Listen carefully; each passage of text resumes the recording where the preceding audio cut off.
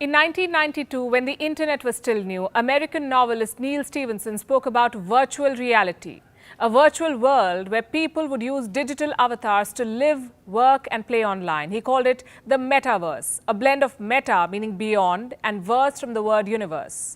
He said this world, the Metaverse, would be the successor of the internet, an escape of sorts from a dystopian reality.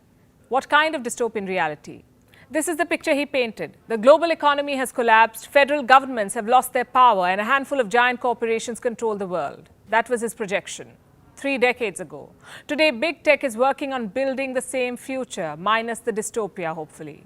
As we speak, tech giants like Apple, Microsoft, Google, and Facebook are racing to claim the Metaverse, a virtual universe that will coexist with a physical one. Facebook has even changed its name to Meta to stay on top of the curve. To a lot of their users, Metaverse may sound like an idyllic place to spend time, especially now when the pandemic has locked us down. For 2 years now, human contact has been the casualty. Enter Metaverse, with a promise to revolutionize our lives, to become an extension of the physical world. But do we really need it? Do we really need an imaginary world controlled by tech giants? Will it really make our lives better on the internet? Or will it manipulate our perception of reality? Hello and welcome to Gravitas Plus. I'm Palki Sharma Upadhyay. 2022 is poised to be the year of the Metaverse, a technology-based augmented reality space that could change how we live and interact forever. Think of it as an internet that you're not just looking at, but also living in. Your digital avatar will inhabit the Metaverse. Instead of watching or reading about a topic, you'll be experiencing it, doing those actions yourself digitally, along with other people who want to be part of your experience. Let me simplify it further. Imagine you're under lockdown, stuck far away from your family. How do you stay in touch with them? Through video calls. That's the closest you can be today. And it's not close enough, we all know that. As your family sits together, plays your favorite card game or digs into a meal, you feel left out. Well, Metaverse promises to change that. Here you can meet your family in a virtual space. You can play that game in your digital avatar. Actual movements and conversations can take place. This is what the Metaverse offers, experience, not just sight and sound. And the concept is not really new. Video games have had it for a while now. Ask your cousin or niece, she may already be a digital land baroness or the owner of a giant doll corporation. Some of the biggest gaming companies in the world, like Roblox, Fortnite, and Grand Theft Auto, have already built their own virtual worlds with their own virtual economies, their own virtual currencies, storylines, characters. The Metaverse too may have some of these gaming elements, but it's not going to be some kind of a video game. It will be a cyberspace where reality meets imagination. The characters will be real human beings, but their world will be entirely fictional, made up of virtual elements that parallel real life. At least that's what the proponents of the Metaverse say, like Mark Zuckerberg. According to him, the Metaverse will be like a teleportation device where you can explore a virtual world while being physically present at home. Which brings us to another question. How many virtual worlds are there going to be? Will there be one Metaverse or different Metaverses? Going by the kind of investments being made, it's safe to say that we'll be spoiled for choice. There are different virtual worlds in the making. Facebook wants to be the biggest one, but it's not the only one in pursuit. A number of tech heavyweights are at it. Apple, for instance, they're currently working on an advanced virtual reality gadget. Reports say it could revolutionize the Metaverse experience. Google is said to be working on an innovative augmented reality device. This, we are told, will create a separate and unique Metaverse platform. Microsoft has also joined the race. It's creating a digital world called Mesh. This will incorporate virtual experiences directly into Microsoft Teams. Then we have Disney. It's apparently creating a Disney-themed Metaverse. It would be an extension of Disney's films and streaming service. Even governments are betting on it.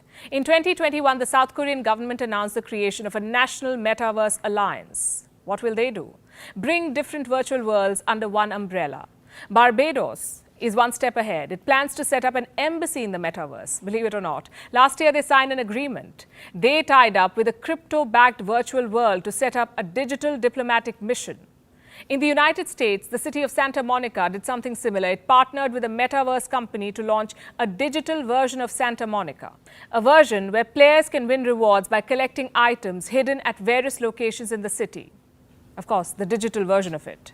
So almost everything everywhere is becoming the metaverse. It's no more just an experiment by a few tech geeks. It's becoming an inevitable alternative to reality. So resisting it or being in denial is a bad idea, we say. Asking questions about how it will operate is a good one. Questions like these: does the metaverse ensure privacy? Is it an equitable space? How democratic and open source will it be? What lines do we need to draw? And above everything else, will it be safe? I ask because there are already reports of crimes in the metaverse. In December last year, a woman in San Francisco strapped Meta's Oculus headset to play her favorite shooter game. Once she entered the game, her digital avatar was approached by another, a stranger who groped and harassed her avatar digitally. When asked to stop, the perpetrator is said to have told the victim, "It's the metaverse, I'll do what I want." It's horrid. And it's not a one-off incident. According to the Center for Countering Digital Hate, a violent incident occurs every 7 minutes on a popular virtual reality world VR chat. And this makes the concept problematic. You see, virtual reality plunges you into a digital environment. The slightest of touch or sensory experience is heightened. It's exaggerated to give you an immersive experience. So every crime that is committed can feel much more real and much more intense. And these issues are likely to get magnified once the metaverse expands. How do tech companies plan to address these concerns? How do they plan to ensure privacy and safety of digital avatars? Well, they say they can't. In March last year, Meta executive Andrew Bosworth, who will become Meta's chief technology officer this year, said that moderating what people say and how they act in the metaverse is, and I'm quoting, "at any meaningful scale, practically impossible." That's what he said. Which brings us back to the question, how safe is the metaverse going to be, especially for children? For most tech companies, the target audience are children, teenagers who are almost always on the internet. Studies have proven that metaverse is not safe for children. Several crimes have been reported, like children being exposed to graphic sexual content, children being groomed to repeat racist slurs, children adopting extremist views from strangers, and children being subjected to sexual harassment, all of which is already happening, by the way, and it's apparently practically impossible to stop it.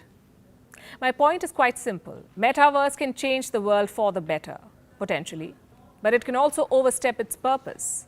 It can become a tool for predators to commit crimes online and get away with it. It can become a dangerous and unhealthy escape from reality. As it is, we're living in strange times. Our need for social interaction is being denied to stop a deadly virus. We are relying on technologies to fill the void.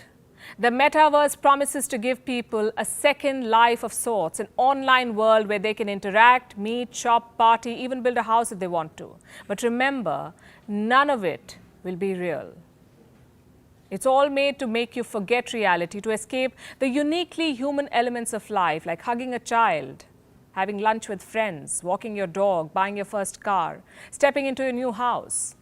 These are all staples of life, and they cannot be replicated online. Holograms cannot replace human relationships.